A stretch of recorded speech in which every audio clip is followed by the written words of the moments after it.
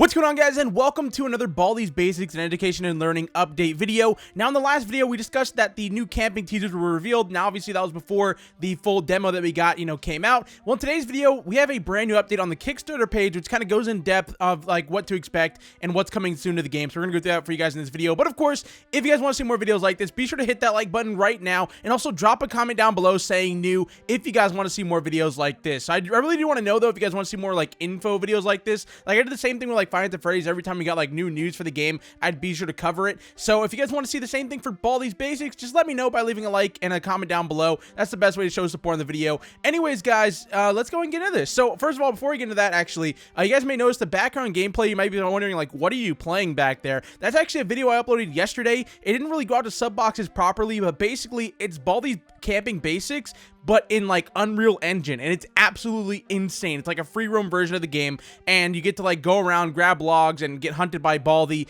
but in free roam and like Unreal Engine, so it looks really pretty. So if you guys want to check out that video, be sure to do so. I'll have it linked in the description and in a comment down below, so be sure to check that out if you haven't already. But anyways, guys, let's go ahead and get into the update here. So like I said, the Kickstarter for the game came out, about a week or two ago, and over there he kind of, went in, he talked about, what's coming soon for the game, where he wants to take the game, and how this Kickstarter is going to help, with all of that happening. Well, since then, the Kickstarter has a goal of 50K, and it's already at $23,432 at the time of recording this video, which, by the way, I'll have that linked in the description down below if you guys do want to check it out. And well, you got a few more updates, so besides what I obviously covered previously. Let's go and get into that. So he says 1 week in, more new features and creating characters. Hey everyone, first off, we're officially 1 week in and almost at 50%. This is really incredible, and I know we can hit the goal if the momentum keeps up. Thank you so much for all the support, pledges, and help spreading the word. Now though, I want to talk about some other new features and details I plan on adding to the game. These aren't going to be huge or anything, but they will still be pretty significant gameplay wise.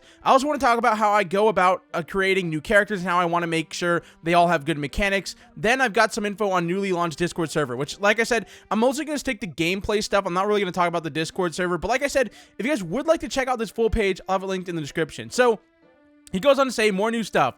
First off, the You Can Think pads will get a new feature, the ability to award you thought points, and short for UTPs. Depending on how quickly you solve the problems they present, you'll earn more YTPs. Why did I say UTPs? This way, solving the problems in the You Can Think pad will be a bit more enjoyable and exciting than they are in the original. There will be other ways to earn, YTPs as well, such as field trips or even through some characters. YTPs aren't just for show though, as they can be spent on items and special favors. Want to excel a character you don't like from school? Oh, expel a character. What? You can expel someone for the rest of the current game? With enough YTPs, you could do that in a shop you'll stop at between floors. Okay, so let's start off by talking about that. So this is this new point system called YTP, or your thought points, and basically you get them throughout the game, and you can use them in a shop. And in this shop, you can expel a character, buy certain items, and just all this other stuff. And it also said in between floors, which we'll get to that later on. But it obviously in between floors, that means there's going to be an elevator. There's going to be in one building,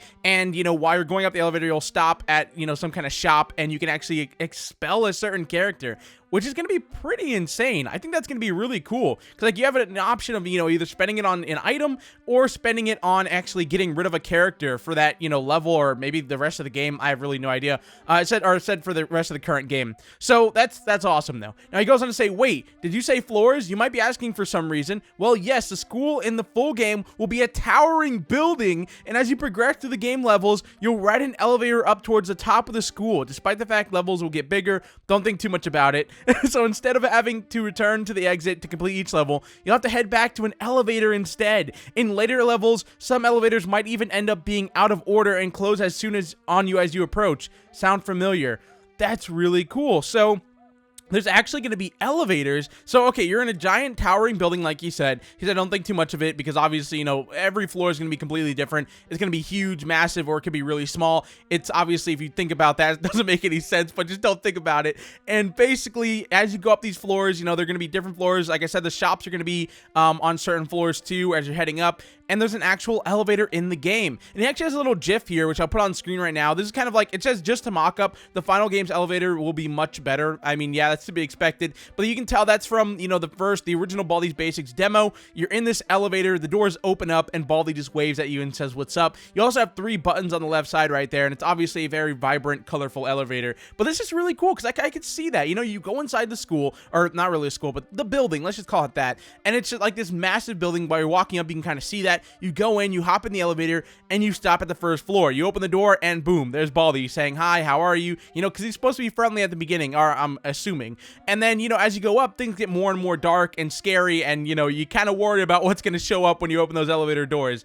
That's actually really cool. Like, I can dig that a lot. So far, I mean, everything he said about this game has been really cool. Like, I've been into it. Like, I like where he's taking the game. I think it's going to have a lot of replay value. It's going to be, you know, there's going to be a lot here to play through. Anyways, he goes on to say the process of creating characters. For this game, I want to make sure any characters I add are well designed from a game design perspective. I'm not just going to throw any idea that pops up into my head into a game. A character's mechanics need to be fun, unique from other characters, and balanced to make it in. Usually, when I think of a new character idea, I do so one of 2 ways. One way is to think of a mechanic first before coming up with the actual character. I think up a gameplay mechanic to be used. For example, I have a note for a character who would only move when you're not looking at them. Oh, this is pretty cool. This is a pretty basic mechanic, yes, but I think it fits perfectly in Baldi's Basics. With that as a starting point, I can create the character's audio and visual design based around that mechanic, and a good amount of weirdness, of course, and hopefully end up with a great character, a great new character. The other way I often come up with characters is when inspiration hits. For example, recently I was looking at my old Baldi comics. When I found a strip where Baldi goes to the doctor's office, the doctor hit Baldi's knee to test his reflexes, and then after a few panels, Baldi's knee finally reacted. After reading this, suddenly I got an idea. Dr. Reflex, named definitely pending. If he sees you, he'll grab you, and then after a moment, a prompt for an input will show up on screen. Oh, you would have to press his input quickly enough to pass his test and continue. React too slowly or press the wrong button, and he will not be happy. It also includes like a little bit of a, you know, his old comic book panel right here, which is really hard to see, but I'll zoom it in for you guys so you guys can see it. But it looks like, you know, it's the doctor, he's tapping, and he said, well, that's not too good, and then boom, it hits him right in the crotch, and that's it for the panel. And then they said I ran out of room for the head on the second panel, so I didn't even try. So yeah, that's cool though. That's actually an interesting idea. So his name would be Dr. Reflex, and it says, you know, it's a pending name, but that's pretty awesome. Like, I like that whole idea right there. Of course, his approach could result in some wonky mechanics, but I'll make the necessary changes to make sure each character works well. If I end up with a character I just can't get to play well, they'll end up falling onto the cutting room floor and be reduced to nothing more than an Easter egg.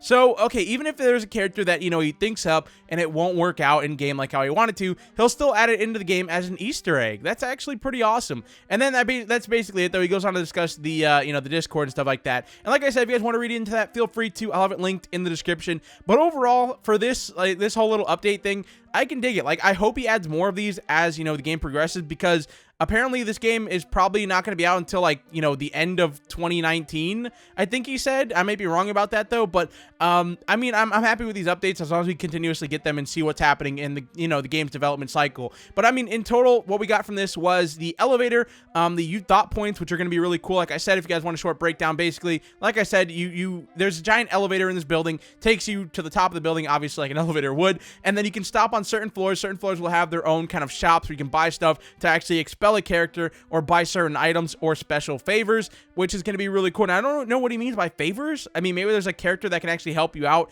and do something. I don't know. But I mean, that does sound pretty cool. Now, also, like I said, there's going to be elevators. So this is how the game's going to progress. Obviously, like he said, there's a huge building. You go up floor to floor. Every floor is going to be different. Some are going to be small. Some are going to be massive. They're all going to have different characters, different items, different things inside of them, environments and stuff like that. And it's going to be really cool. And then he goes on to announce, you know, the character Dr. Reflex, who, you know, that's obviously a name subject to change, and just how he would kind of work. You know, he would show up. You'd have to do, you know, whatever he says. And if you do it promptly, you'll get to go on and go forward. And overall, I'm just pretty hyped for this. I think this is, like I said, it's shaping up to be really cool. I like where he's going with it. I like how he's adding all these different unique ideas. Like, there's so many games that are just kind of like copy paste, you know, same thing every time. But this is going to be like its own kind of unique thing. You're going to go to each floor. Each floor is going to be completely different every time you play it. And it's going to have different characters on it, different items. Like I said, there's just going to be so much replay value here that I think it's really shaping up to be a really, really cool game. Now, I do wish it wasn't going to be so far away, because if it is coming out in 2019, I mean, it's very understandable, but that's a long waiting time for this to come out. Like, I don't know what we're gonna have to do, like, hold us over until then, but it's going to be quite a while until we get to play the full game. But like I said, I think it's really going to be worth it in the end. I mean, with what he's adding in, there's no way it's not going to be. And I definitely think with that 50K that he's getting, or, you know, I think it's like 35K is going towards the game, or like 40K. I think it's like a certain number of money that's going towards certain, you know, different things. And, you know, with that much money, I think he'll definitely be able to make this into what he wants it to be. Anyways, guys, I'm in this video here. If you enjoyed the video, hit that like button. If you're new channel, hit that subscribe button for more content like this. And I'll see you guys in the next one. Peace out, guys.